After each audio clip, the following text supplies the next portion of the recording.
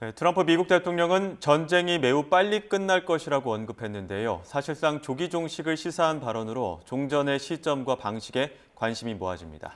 푸틴 러시아 대통령과도 전화 통화를 해서 전쟁 종식 방안 등을 논의한 것으로 전해졌는데요. 관련 상황 짚어보겠습니다. 김재천 서강대학교 국제대학원 교수, 차두현 아산정책연구원 부원장과 함께합니다. 두 분 다 어서 오십시오. 네, 안녕하세요. 네, 안녕하십니까. 자, 먼저 이란 전쟁 이제 열흘 지났습니다. 트럼프 네. 대통령 공화당 행사와 언론 인터뷰에서 이란 전쟁 매우 빨리 끝날 것이다 이렇게 밝히기도 했는데요. 공화당 의원들과 컨퍼런스 자리에서 발언한 내용 먼저 들어보겠습니다. So with your help and hard work, we're making America great again, and we're doing it much faster than we thought, and it's better, stronger, and our country is doing really well. We took a little excursion because we felt we had to do that to get rid of some evil, and I think you'll see it's going to be a short-term excursion. How good is our military, right? Amazing.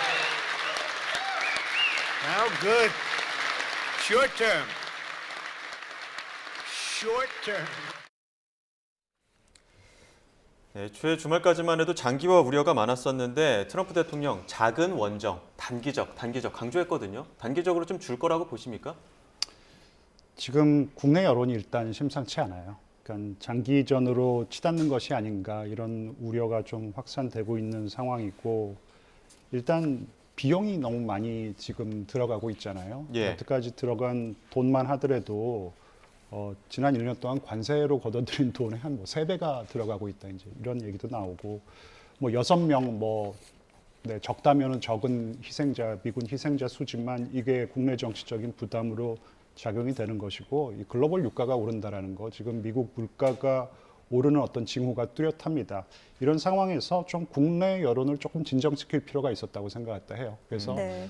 곧 끝날 것이다. 근데 이게 재밌는 게 이란에게는 완전히 상반된 메시지를 내보내고 있죠. 끝까지 예. 간다. 협상이란 없다. 무조건 항복 외에는 다른 이 옵션은 내가 받아들일 생각이 없다. 이러고 있기 때문에 조금 엇갈리는 메시지가 나가고 있는 것이고 이란 입장에서는 4주, 6주면 끝난다는데 4주, 6주만 좀 버티면 되는 거 아니야. 이제 이런 생각을 좀 할 수 있을 것 같고 어쨌든 지금 단계에서 트럼프 대통령은 좀 출구 전략을 모색해야 할 필요가 분명히 있는데 이란에게 어떤 퇴로를 조금 신정체제에게 퇴로를 열어주지 않는 한 전쟁은 좀 장기전으로 갈 가능성도 있는 것이죠. 네, 전쟁이 매우 빨리 끝날 것이라는 발언을 하긴 했지만 또 이번 주는 아니다 이렇게 덧붙이기도 했거든요. 네. 그렇다면 이번 주 내에 총공세 퍼부을 가능성 있을까요?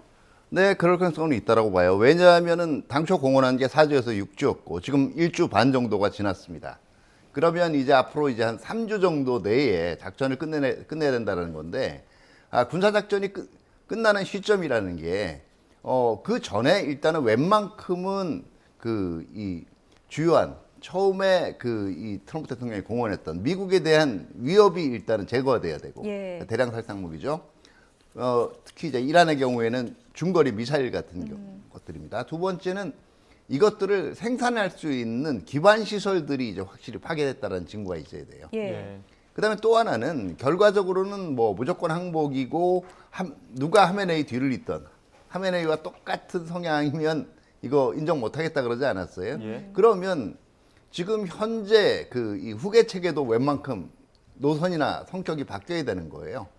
이 조건들을 2, 3주 내에 충족하려면 지금 가장 먼저 해야 될 것은 이란한테 무력감을 절감시키는 거겠죠. 네. 더 이상 정규전 차원에서는 이게 테러전이나 아니면 지역적인 산발적인 저항은 별개의 문제입니다만 정규전 차원에서는 더 이상 이 저항 능력을 상실했다라는 걸 이번 주에 보여줄 필요가 있을 거예요. 이건 또 호르무즈 해협 봉쇄를 위해서 봉쇄를 지금 살짝 이어가고 있는 이란의 해군력을 괴멸시키는 것과도 연관이 됩니다. 예. 그렇기 때문에 이제 앞으로 이번 주 내에는 이란 내의 주요한 타격 시설들, 특히 미사일 관련 잔여한 미사일 관련 시설들에 대한 집중적인 타격이 이루어질 거고요.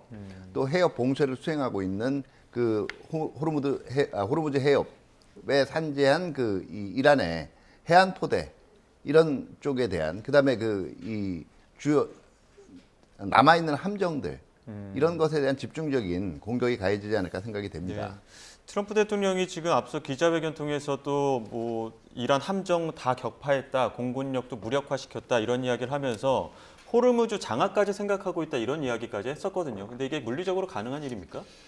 일단 뭐 함정을 파견하기에는 조금 지리적으로 그렇게 미국에게 유리한 조건은 아니라고 생각을 하거든요. 예. 왜냐하면은 이란 연안에 이 포대도 많이 배치가 돼 있고 지금 길에도 설치해놨다는 분석도 많이 나오고 있잖아요. 그래서 함정을 조금 파견하기는 어렵지 않을까.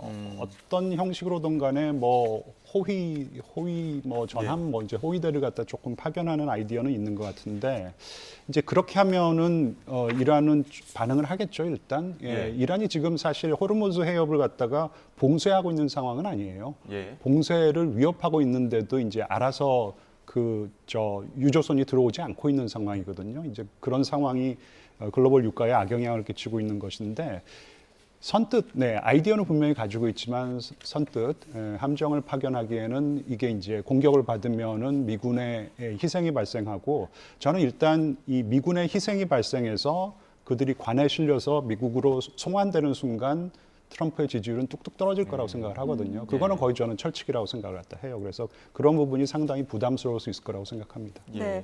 그러면 우리 부원장님께서는 호르무즈 해협에서의 어떤 군사 작전 가능성 어떻게 보십니까? 네, 지금 뭐 직접적으로 함정을 호위한다든가 하는 활동보다는 이건 또 위험성이 커요, 리스크가. 일단은 이 정규군 차원의 이 차단 시설들, 해안포대라든가 아니면은 아까도 말씀드렸지만 해군 항만에 대한 집중적인 공격이 이루어질 걸로 생각이 되고요. 이게 상당히 복잡해지는 경우는 만약에 그렇다면 해협이 완전히 열릴 거냐 조금 다른 차원의 건데요. 예. 이게 만약에 아덴만과 비슷한 사례가 된다. 그러니까 다시 말해서 비정규전에 의한 호르무즈 해협이 한 39km가 되지만요. 사실상 이게 수심이 얕은 지역이 많기 때문에 실제로 통과할 수 있는 지역은 10km밖에 안 돼요. 이거는 소형 선박이나 아니면 무장 조직을 가지고도 위협을 가할 수가 있어요. 그렇기 때문에 이 상황까지가 굉장히 복잡해지는데 일단은 지금 이 정규군에 의한 차단 가능성을 봉쇄하는데, 차단 가능성을 제거하는데 집중적으로 이 노력을 할 걸로 생각이 됩니다. 예. 자, 트럼프 미국 대통령이 명분을 강조한 발언도 있었습니다. 지금 이란이 중동 전체를 겨냥하고 있었기 때문에 이번 전장이 불가피했다 이렇게 강조하기도 했었는데요. 관련 내용도 듣고 오시죠. Within a week, they were going to attack us 100%. They were ready. They had all these missiles, far more than anyone thought, and they were going to attack us. But they were going to attack all of the Middle East and Israel. They have very few launchers left. What our military has done is amazing. They wiped out almost 20%, maybe 22, 23%, but the rest are going very quickly. A lot of brilliant work, but we're going to have a much safer world as soon as it's finished, and it's going to be finished pretty quickly. 네, 이란의 공격을 확신했기 때문에 우리가 먼저 들어간 것이다 이런 부분 강조하기도 했었고 앞서 교수님 트럼프 입장에서는 출구 전략이 필요하다 말씀하셨는데 그럼 출구 전략을 쓰기 위해서 또 남은 군사적인 목표라고 해야 될까요? 그런 건 어떤 게 있을까요? 일단 군사적인 승리를 거두더라도 정책상으로는 패배한 경우가 꽤 있습니다. 사실 2003년에 조지 W 부시 대통령이 시작한 이라크 전쟁 같은 경우에도 군사적으로는 승리를 했죠. 하지만 정권 교체라든지 물론 이제 후세인 정권을 전복시켰지만 그 이후에 안정화, 민주화 이게 이제 목적이라는 것을 분명히 했거든요. 부시 대통령은. 하지만 그것을 다 이뤄내지 못하고 8년이 지난 후에야 이라크에서 철수해 올 수 있었습니다. 지금 일단 문제는 이 정책 목표가 뚜렷하지가 않아요. 어떨 때는 정권 교체가 목적이라고 그랬죠. 일단 공습을 시작한 다음에 일성이 정권 교체를 이뤄내겠다. 하지만 이거는 조금 너희들이 조금 해줬으면 좋겠다. 우리가 그런 기회를 만들어줬으니까 너희들이 스스로 이제 정권 교체를 이뤄내라. 사실 불가능한 말을 하는 것이죠. 그럴 수 있는 어떤 동력이 이란 내에는 없으니까. 그리고 가장 중요한 목적이 저는 여전히 이란의 핵무기 능력을 불능화시켜야 돼요. 근데 이런 모든 것들 그리고 또 뭐 이런 얘기도 했었는데 이란의 이 외교 정책의 어떤 정체성도 바꿔버리겠다는 얘기를 했어요. 예. 헤즈볼라라든지 뭐 후티 반군 그리고 하마스를 지원하는 그런 외교 정책 양태도 바꿔야 된다 그러는데 이런 거는 지금 이런 어떤 군사적인 승리 그러니까 공습으로는 저는 불가능하다고 생각해요. 네. 진짜로 지상군을 투입해서 그리고 이란을 갖다가 정말 탈탈 털어내지 않고는 불가능한 목표라고 생각하거든요. 그래서 정책 목표와 어떻게 보면 지금 사용하고 있는 군사적인 수단, 특히 이제 공습, 이 괴리가 저는 여전히 크다고 생각하기 때문에 어떠한 정책적인 승리를 달성했다라고 미국 국민들에게, 세계 시민들에게, 국제사회에게 얘기를 하고 이 이란 전장을 떠날 수 있을지 저는 굉장히 궁금합니다. 예. 네. 자, 지금 트럼프 대통령은 지상군 투입은 현재로서는 좀 신중하게 검토하고 있는 것 같습니다. 네, 되도록 안 할 거예요. 네.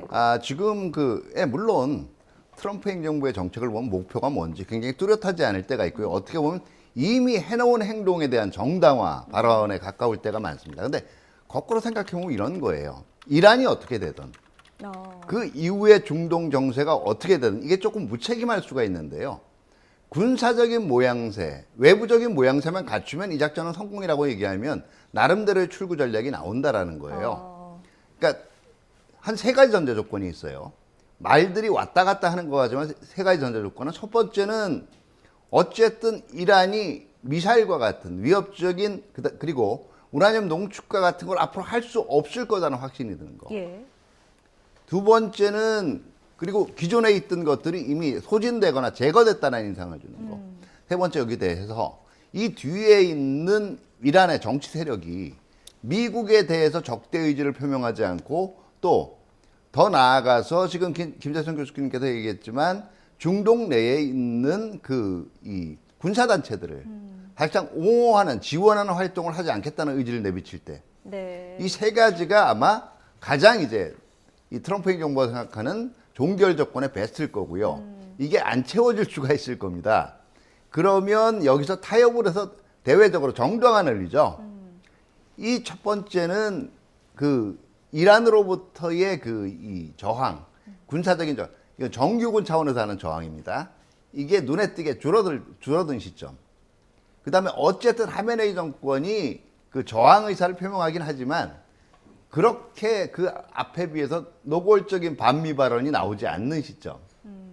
그 다음에 마지막으로 하나를 얘기를 하게 되면은 지금 결과적으로 이 트럼프 행정부 내에서도 지금 국무부 입장하고 국방부 입장하고 서로 얘기가 다르거든요. 이게 웬만큼 말이 맞춰지는 시점에서 하나의 이제는 작전 목표가 이제 달성이 됐다 이런 얘기들이 나올 거예요. 다만 트럼프 행정부 입장에서도 뭐 항상 그동안 이 목표의 불명확성이라든가 이런 게 조롱받아거나 공격받아온 거기 때문에 되도록이면 아까 얘기한 최선 조건에 근접하는 결과를 내려고 노력을 할 거고요. 네. 그리고 그렇기 때문에 군사적인 공세는 이번 주 내에 강화를 할 겁니다. 또 하나 지금 강화되는 게 있는데 정치 부분에서 나오는 메시지는 사실은 모호하거나 일관성이 없는 건 맞아요. 근데 전반적으로 지금 그 작전이 진행되는 양상을 보면 네. 미국도 아마 2003년 이후에 중동 부분에 개입에 대한 교훈 부분에 대한 군사적인 교훈은 충분히 있었던 것 같아요. 지상군을 너무 조기에 투입한다든가 그 다음에 이게 안정화라든가 아니면 재건 임무까지 수행했을 때 발생하는 부수적인 위협들은 다 고려를 했던 것 같고요. 그거는 무슨 얘기냐면 그래도 트럼프 행정부에서 이 전략적이거나 앞에 정무적인 판단 부분은 모르겠지만 작전을 수행하는 데 있어서는 군 수뇌부의 얘기는 지금 듣고 있다는 얘기가 됩니다. 이제 지금 현재의 페이스를 그래도 밖에 나가서는 자기의 정책 희망사항을 얘기를 하지만 현장에 있어서는 군 수뇌부의 얘기를 듣는 상황이 그대로 지속되느냐 안 되느냐가 앞으로 작전 성패에도 중요한 영향을 미칠 거예요. 예. 자, 전쟁을 끝내는 명분 가운데 하나가 이제 제3국의 중재가 어떻게 진행될 것인가일 텐데 트럼프 대통령이 푸틴 대통령이랑 통화를 했다고 합니다. 전쟁 종식을 위한 어떤 제안을 했다고는 합니다만 러시아의 역할이라는 게 과연 어디까지 할 수 있을 것인가? 왜냐하면 모지타바 선출 이후에 축전까지 보내지 않았습니까? 신뢰할 수 있는 파트너라고. 네. 그런데 제3국으로서 어떻게 좀 중재를 할 수 있을까요? 사실 러시아가 이번에 그 이란이 미사일 반격을 감행했었잖아요. 공습을 당하고 나서 그때 이 좌표를 찍어줬다라는 얘기도 나오고 예. 있어요. 저는 충분히 가능성이 있는 얘기라고 생각하고 굉장히 기회주의적인 어떤 그런 모습을 보이고 있죠. 그리고 어떻게 보면은 지금 푸틴의 숨통을 좀 틔워주고 있죠, 그죠? 예, 그러니까 푸틴이 지금 중재를 받아야 될 국가인데 지금 중재를 네. 하겠다고 나서는 상황. 네, 그리고 석유 제재를 슬그머니 좀 풀어줬어요. 예, 몇 달 전만 하더라도 인도 보고 예. 러시아산 석유 절대 사지 마 해가지고 50% 상호 관세 때리고 막 그랬잖아요. 예. 근데 인도 보고 이제는 옆구리 쿡쿡 찔러가지고 러시아산 석유 너희들이 좀 사줘야 돼. 뭐 지금 이러고 있어요. 그리고 다시 한번 이 제재 해제를 감행할까라는 얘기도 솔솔 나오고 있는 상황에서 러시아가 과연 이런 상황에서 중재를 조금 해낼 수 있는 어떤 뭐 신뢰 자산이 있을지 참 의심스럽고요. 일단 이란 입장에서도 지금 상황이 쉽지는 않을 거예요. 버틸 수는 있다고 생각하지만 뭔가 이란 입장에서도 출구를 좀 모색하고 싶은데 이제 그런 상황에서 사실 러시아뿐만 아니라 중국 정말 여러 나라에서 심지어 뭐 인도네시아까지도 지금 중재를 하겠다고 나서고 있는데 일단 전쟁의 양상이 조금만 한쪽으로 조금 기울어야 될 것 같아요.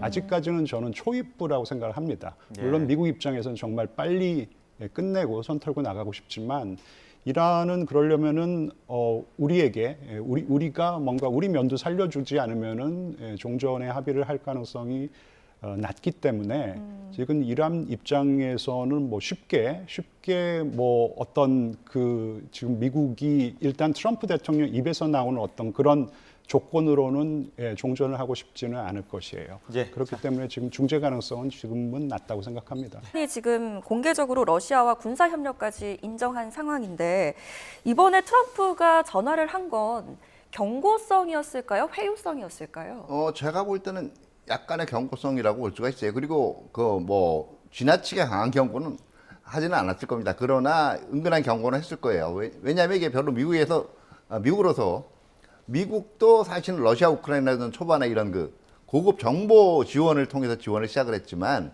기분 좋은 상황은 어쨌든 아니거든요. 물론 지금 러시아가 준 정보가 실제로 작전에 미친 영향들은 지금 좀 과장돼 있는 면이 많아요. 네. 그렇지만 트럼프 대통령 입장에서는 이게 정보 차원의 지원이 이제 그 은밀하게 우회적인 뭐 부품이라든가 이런 지원으로 이어질 가능성 자체를 배제할 수는 없거든요. 그러니까 제가 볼 때는 어느 정도의 경고 메시는 분명히 같다라고 생각을 해요. 예, 트럼프 대통령이 계속 전쟁이 빨리 끝날 거야, 단기야, 또 러시아에 원유 좀 쓰자, 뭐 이런 이야기들이 결국에는 트럼프 대통령에게 유가가 오르는 것들이 굉장히 압박이 되기 때문 아니겠습니까? 전화 얘기 좀 조금만 더 드리면은 제 생각에는 뭐 경고보다는 사실 트럼프도 지금 출구 전략을 모색하고 있는 이 측면이 있잖아요. 그런 상황에서 그래 뭐 이란이랑 무슨 얘기했는지 궁금을 했을 거예요. 그래 뭐 괜찮은 조건 좀 제시하디. 그래서 괜찮은 조건을 좀 얘기하면 뭐 그거는 뭐 나도 푸틴에게 이야기했던 거를 트럼프 저는 대통령이 뭐 전해듣는. 나름대로 애증의 관계지만 둘 사이가 예. 아직까지 나름대로 유의미한 어떤 관계를 유지하고 있기 때문에. 경고보다는 조금 뭔가 그래 무슨 얘기인지 좀 얘기 좀 해줄래 뭐 좀 그런 내용이 아니었을까 싶고요. 뭐 유가 원유 얘기도 했을까요? 원유 얘기는 뭐 글쎄요 뭐 저 푸틴이 고맙다고 좀 얘기하지 않았을까요? 예. 석유 제재 좀 해제해줘서 고맙다. 유가가 워낙 압박이기 때문에 네, 전방위적으로 어떤 요구들이나 글로벌 유가가 좀 내려갔죠. 예. 한 두 가지 요인이 있는 것 같은데 사실 지금 뭐 금융시장은 정말 널뛰기를 하고 있는데 글로벌 유가는 꾸준히 지금 내려가고 있는 추세였는데 처음으로 조금 이제 글로벌 유가는 올라가고 있는 추세였는데 조금 이제 내려갔단 말이에요. 네.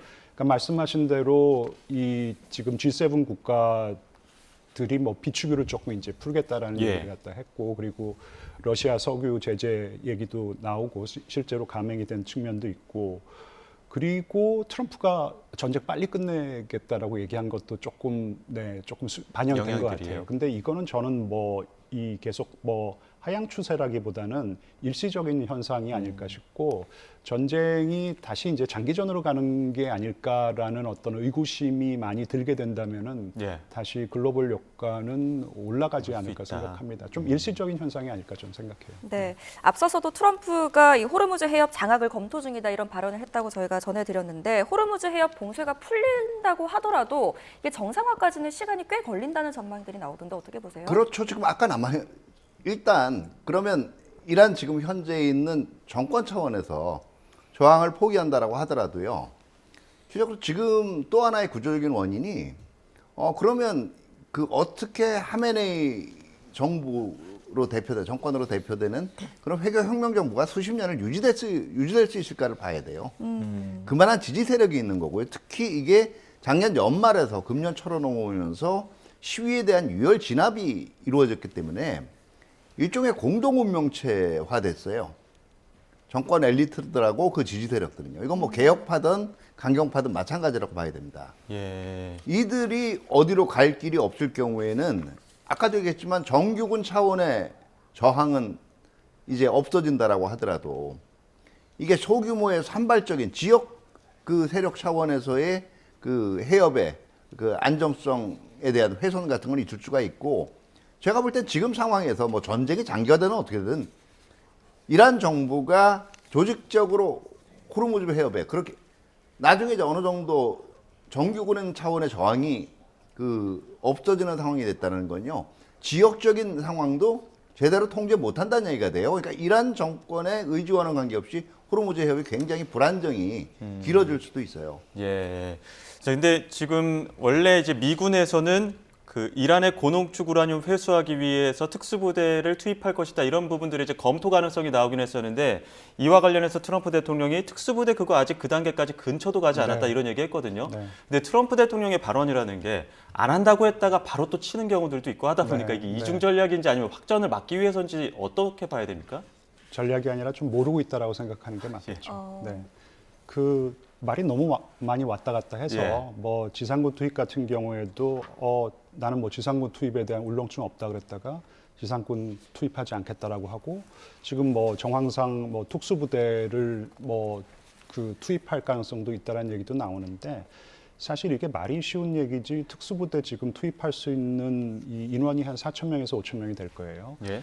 이란 혁명수비대 그리고 정규군까지 합하면은 60만 대군이고 그 예비군까지 합하면 아마 100만 대군이 넘어갈 것이에요.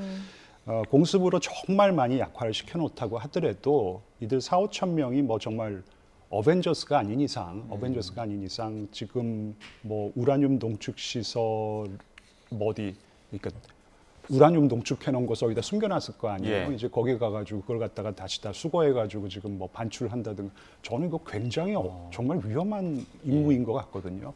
분명히 사상자가 발생할 가능성이 높고요. 이런 위험한 이 군사 행동, 실질적인 지상군 투입을 감행할 수 있을지 본인도 조금 애매한 부분이 있을 거라고 생각합니다. 근데 이 부분은 조금 성과를 내야 되거든요. 그러니까 예. 아까 차두현 박사님 말씀하셨듯이 나름대로 군사적인 측면에서의 목적은 나름대로 달성하고 있어요. 뭐 그게 이제 이란의 뭐 아주 핵심적인 해군 자산을 갖다가 지금 정말 많이 파괴를 갖다 했고요. 방공망은 완전히 지금 뭐 분쇄를 했다고 볼 수가 있는 것이겠죠. 네. 그 다음에 이제 미사일 능력도 이제 발사대를 갖다 많이 예. 파괴를 하고 저장고도 파괴를 갖다 했으니까.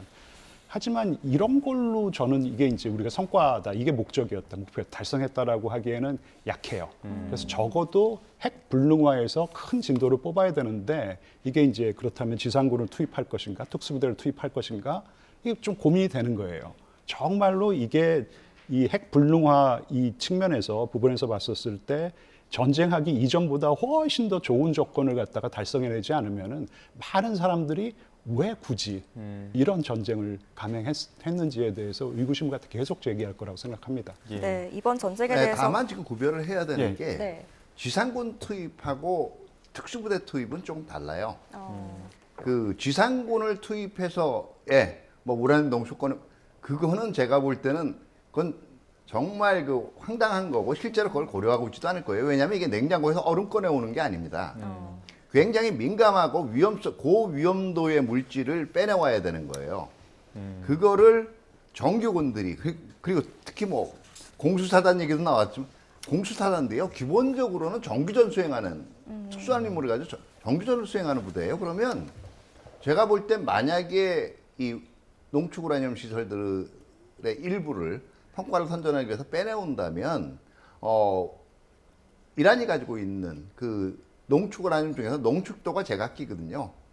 가장 고농축에 해당하는 그 우라늄을 빼오기 위한 소수의 특수작전은 고려를 해볼 수도 있어요. 근데 김 교수님 말씀은 그 특수부대가 그러니까 예. 지상군이 아닌 특수부대의 능력으로 어벤져스가 아닌 이상 그걸 빼올 수 있는 어떤 능력이 되느냐 이 부분을 좀 의문을 제가 가지신 것 보기에는 같아요. 선별적으로 작전 범위를 아까 얘기한 전체에 있는 우라늄 다는 못 빼오죠. 예. 특수부대 집어넣어서. 근데 그 중에서 가장 농축도가 높은 일부를 일부만. 예. 그러니까 증거를 보여줄 수 있는 거 아니에요.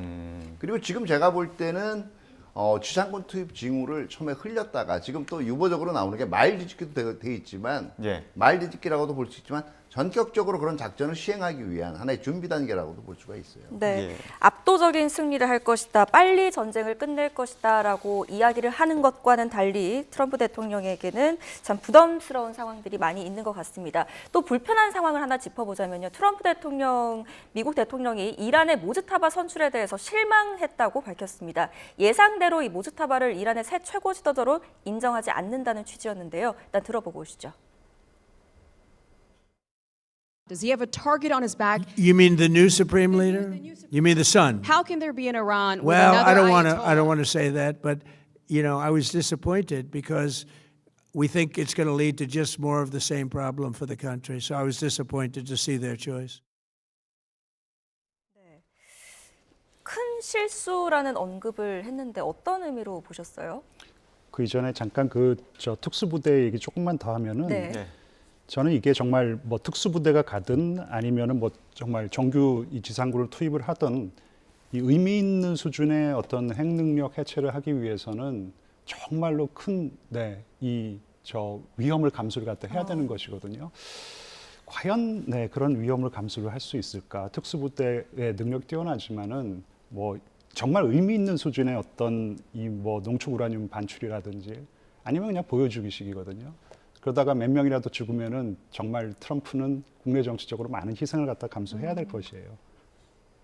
다른 질문이 뭐였었죠? 네, 죄송합니다. 모스타바 선출에 그런 거에 만약에 좌우한다면 예. 어떤 이 특수부대. 전쟁 일으키지도 않았어요. 기본적으로 보여지는 건요. 예. 자기가 국내적으로 과시할 수 있는 상징성입니다. 그렇기 때문에 고려할 수 있다라고 얘기하는 거예요. 예. 그 모지타바 이야기도 해보겠습니다. 앞서 말씀드린 것처럼 이제 후계 구도에서 모지타바가 되다 보니까 트럼프 대통령 굉장히 불편한 심기를 네, 내비쳤거든요. 네. 여기에 대해서는 어떻게 향후 좀 이어질 거라고 보십니까? 그러니까 이제 트럼프 대통령이 기습 공습을 갖다 감행해서 그 알리 하메네이를 제거했잖아요. 예. 그리고 이제 뱀의 머리를 제거했으니까 제거했다. 예. 상당 부분 이 목적을 달성했다라는 식으로 얘기를 갖다 했는데, 근데 이란의 신정 체제는 다들 아시겠지만은 뱀의 머리를 잘라내면 새로운 머리가 나고 새로운 머리가 예. 또 나고 하는 그런 괴물과 같은, 저는 전혀 좋아하지 않습니다. 안 좋은 체제라고 생각하는데 이제 그런 특성이 있다라는 것이죠.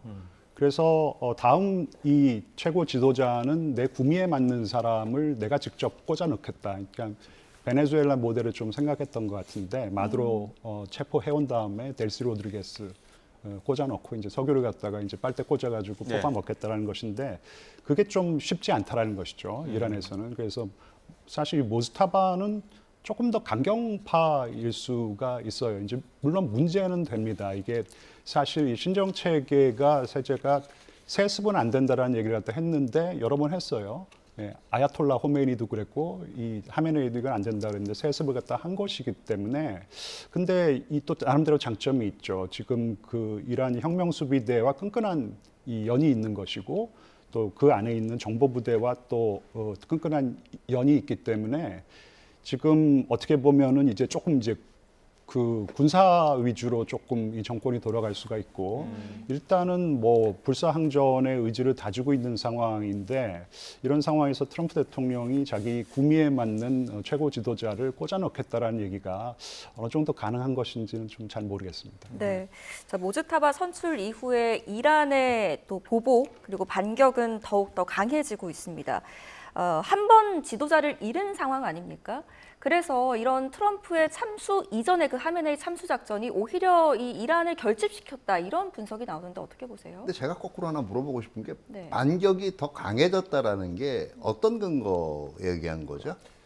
지금 혁명 수비대에서 무기는 더 세게 할 것이다. 그러니까 무기들을 더 멀리. 지금, 그러니까 더 많은 타격이 일어나고 더 많은 그 주요 거점에 미국의 거점에 지금 그 희생이 발생을 해요. 지금 그런 상태는 아니에요. 그러니까 양쪽 다 물론 지금 선전전을 벌이고 있지만 네. 되도록이면 자기 쪽의 정당성이라든가 이걸 부각하기 위해서 전과를 굉장히 그 부풀리고 있거든요. 예. 그러니까 실질적으로 사실은 지금 모즈타바 추대 이후에 보여줄 수 있는 건 우리는 아직도 저항할 수 있는 능력이 있다 정도지 지금 군사작전의 전적인 추세를 지금 그 바꿀 만한 의미 있는 반격을 하고 있다고 보기는 힘들어요. 오히려 실질적으로 트럼프 대통령이 과장한 거는 있지만 그 이란의 반격 능력 자체는 정규군 차원의 반격 능력 자체는 점점 더 줄어들고 있다라고 보는 게 더 타당할 거예요. 네. 예. 그럼 잘 다만 싸우고 지- 있다는 다만 이란의- 지금 네. 제가 볼 때는 어쨌든 모즈타바의 주요 지지 세력들이 아까 말씀하신 이슬람 혁명 수비대 예. 그 중에서도 쿠드스군이라고 불리는 정보기관입니다. 이들은 절대로 지금 물러날 의사가 없다라고 얘기한 거예요. 예. 그러면 어떤 걸 보여줘야 되냐면 지금 이 모즈타바 정권에서 우려해야 되는 건 내부에서 분열이 일어나는 경우예요. 대부분 이 권위주의 체제들은 전과가 특히 전쟁에서 전과가 불리해지면 내부에서 분열이 일어납니다. 예. 자, 트럼프 행정부 입장에서는 처음에는 민중 봉기를 기대했을 거예요. 근데 이게 별로 시원찮단 말이에요. 두 번째는 후계자 선출해서 그래도 혁명 수비대라든가 강경파보다는 온건파 입김이 강화돼서 조금은 자기 그 목소리가 반영될 수 있는 그런 입맛대로 그런 인물을 뽑기를 바랬을 거고 그것도 지금 그럼 그 다음에 할 수 있는 건 내부 분열을 획책을 하는 거거든요. 네. 그러면 내부에서 혹시 딴 생각하는 예. 인물들을 막기 위해서도 더 강한 모습을 보여줄 수밖에 없죠. 자, 지금 말씀하시는 중에 지금 주한미군 오산 기지에 있던 미군 수송기들이 그 주한미군의 방공 전력을 싣고 중동으로 옮긴 정황들 이런 정황들이 나오는 가운데 이재명 대통령이 조금 전에 그 국무회의에서 주한미군 무기 반출과 관련해서 반대 의견을 내고 있다 이렇게 밝혔습니다. 의견 전적으로 관철할 수 없는 게 엄연한 현실이고 또 우리 군사 방위력 수준이 높기 때문에 북한과 엄청난 차이가 있다 이런 이야기를 했습니다. 왜냐하면 주한미군이 이제 반출이 되다 보면은 안보 전력에 대한 우려들이 나오기 때문에 이와 관련해서 이재명 대통령이 그래도 우리 전력은 강하다 이런 이야기를 강조한 것으로 보입니다. 자, 지금 토마호크 이야기도 좀 해보겠습니다. 이란 초등학교 참사 관련했을 때 그 미사일 떨어지면서 굉장히 많은 학생들이 안타까운 일이 벌어지지 않았습니까? 이와 관련해서 누가 이 미사일을 발사했느냐 였었는데 영상이 공개되고 분석을 하고 나니까 미군의 토마호크였거든요. 이거 어떻게 좀 바라봐야 될까요? 그러니까 이란의 자작극이었을 가능성도 저는 있다고 생각했습니다. 예. 정말로요? 그러니까 네. 나쁜 정권이잖아요. 그래서 미군이 이런 무자비한 짓을 저질렀다라고 이제 선전용으로 조금 이런 어떤 이 좀 자해를 감행하지 않았을까라는 좀 의심도 해봤는데 지금 나오는 저 영상들 보고 그리고 예. 이제 증거들을 보니까 정황적인 어떤 근거를 보니까 이게 이제 오폭이라는 거죠. 제가 보니까 오폭이었다고 생각했다 합니다. 예. 그러니까 그 옆에 이제 뭐 군기지가 있었고 해서 군기지를 뭐 타겟을 할 수가 있었는데 이게 지금 뭐 미군이 뭐 왜 외과 수술의 정밀성이라는 얘기를 갖다 하잖아요. 예. 첨단 이 과학 기술의 발달 때문에 정말 이 서지컬 프리시전 외과 수술의 정밀성으로 타격을 할 수 있다고 하고 이번에는 뭐 AI 뭐 그죠? 클로드 AI 기술이 뭐 도입되고 됐다고도 하는데 그런 상황에서도 이런 실수는 발생하는 것이에요. 네. 저는 미국이 뭐 고의적으로 저 학교를 타겟을 했다고 생각하지는 않고 그래서 이게 무슨 얘기냐면은 이 공중에서 모든 것을 해결할 수 있다. 그러니까 이 공습 그러니까 공중전으로 많은 정책 목표를 달성할 수 있다라는 것은 조금 그거는 신화라고 저는 생각을 갖다 해요. 실질적으로 뭔가 성과를 갖다가 도출을 갖다 해내려면은 어쩔 수 없이 지상군이 좀 들어가야 됩니다. 1차 걸프전도 마찬가지였거든요. 공습이 된 거라고 생각하지는 않고요. 이 얘기 조금만 더 하면은 이거는 미국 쪽으로 좀 아픈 얘기예요. 왜냐하면은 사실 신정 체제를 너무 싫어했던 이란 국민들도 이거는 다 마음에 남아요. 여학생들 170명이 오폭으로 사망을 했습니다.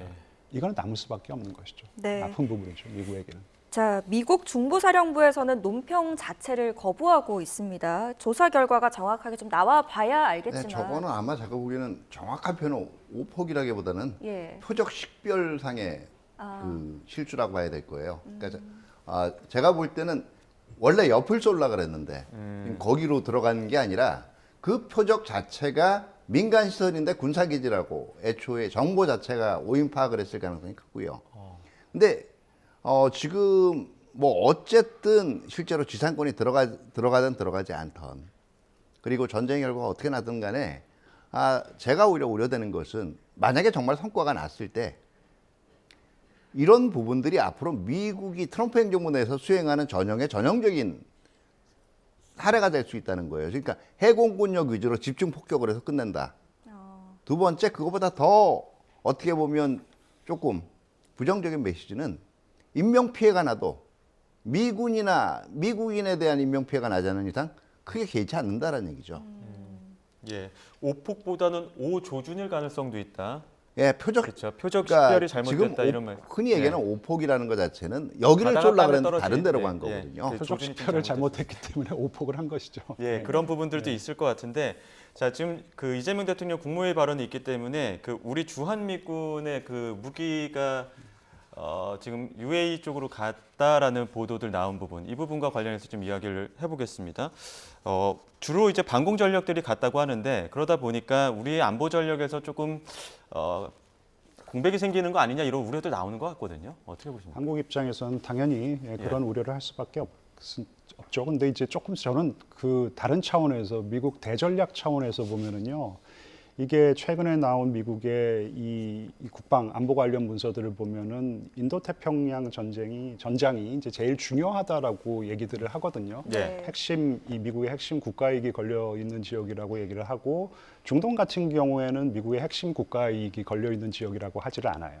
그리고 이란 같은 경우에도 충분히 제어가 되는 위협이기 때문에 사실 뉘앙스라는 것은 미국이 직접적으로 이렇게 개입을 갖다 하지 않아도 된다라는 뉘앙스인데, 지금 이렇게 개입을 갖다 하는 것이고, 뭐 미사일 재고, 뭐 여러 무기 재고가 많다고 그러는데 보면은 조금 바닥이 나고 있는 상황이기도 하거든요. 사실 트럼프 행정부 내에 핵심 어떤 참모들의 그동안 했던 얘기를 갖다 보면은 우크라이나 전 이 지원을 갖다 반대했던 이유가 우리 무기고도 지금 뭐 바닥이 나고 있는 상황인데, 우크라이나를 지원해서 지금 핵심 지역인 인도태평양 지역, 특히 대만 방어에 지금 공백이 뚫리고 있다 해서 이런 것들을 갖다 모두 이제 대만 방어에 집중해야 된다라고 얘기를 갖다 했어요. 예. 사실 주한미군의 무슨 이런 공군 자산 같은 경우에는 대북 방어용이기도 하지만은 사실 미국의 대전략 입장에서는 차원에서는 보면은 이게 중국 견제용이기도 하거든요.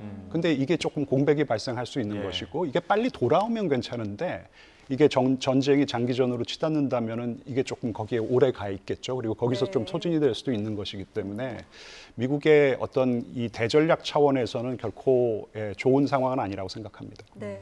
앞으로 무기 이동 반출 흐름 어떻게 전망하십니까? 네, 제가 볼 때는 일단은 지금 그 패트리엇 계열들은 나갈 수 있는 가능성이 분명히 있어요. 왜냐하면 지금 이 주로 이란이 보유하고 있는 게 단중거리 미사일이기 때문에 예. 이것들을 요격하는 데는 분명히 필요합니다. 그리고 두 번째는 지금 패트리엇 재고량도 지금 걱정을 해야 되겠죠. 근데 그거보다 더 큰 문제가, 기존에는 미국이 중동 지역에 산지한 여러 기지 중에 이게 미사일 공격이 우려되는 것들이 딱 몇 군데로 한정돼 있었단 말이에요. 여기는 설마 안 쏘겠지라고 생각이 드는데 지금 난사를 하고 있는 실정이거든요. 예. 그러니까 기존에 배치하지 않았던 지역에도 배치를 해야 되는 거예요, 포대를. 그러다 보니까 지금 아마 잠정적으로 반출할 가능성은 제가 볼 땐 분명히 있다고 생각합니다. 다만 이게 2000년대 초반에도 그 어떤 특정 전력이 필요하면 주한미군에서 사출해 나간 사례들이 이미 있어요. 예. 있는데 이거보다 더 중요한 건 그 당시에는 빠져나간 부대만큼 대체 전력을 제공을 했단 말이에요. 근데 지금 안 그래도 미국의 방위 전략서, 그 국방 전략서 같은 데서 결국은 한반도에 관한 한국이 재래 전력에 대해서는 더 많은 미국의 제한된 지원하에서도 충분히 억제가 가능하다라는 발상을 지금 가지고 있기 때문에 이번에 협의에 따라서는 결과적으로 대체 전력, 그러니까 선례가 여전히 미국의 필요에 의해서 특정 전력이 빠져나갈 때 그래도 대체 전력은 제공이 된다라는 건 일단은 그 기반을 만들어 놓을 필요가 있다라고 생각을 해요. 패트리엇이 빠져나가느냐 안 빠져나가느냐 이게 중요한 것보다는 전반적으로 지역에서 다른 지역에서 어떤 불안정 사태가 났을 때 자꾸 한반도 방위는 이제 그 한국이 알아서 억제를 해라 이런 쪽으로 가는 그런 관례를 만든다는 게 더 큰 문제라는 거예요. 예, 그런 부분까지도 짚어주셨습니다. 여기까지 듣겠습니다. 지금까지 김재천 서강대 국제대학원 교수, 차두현 아산정책연구원 부원장 두 분과 함께했습니다. 고맙습니다. 네, 감사합니다. 감사합니다.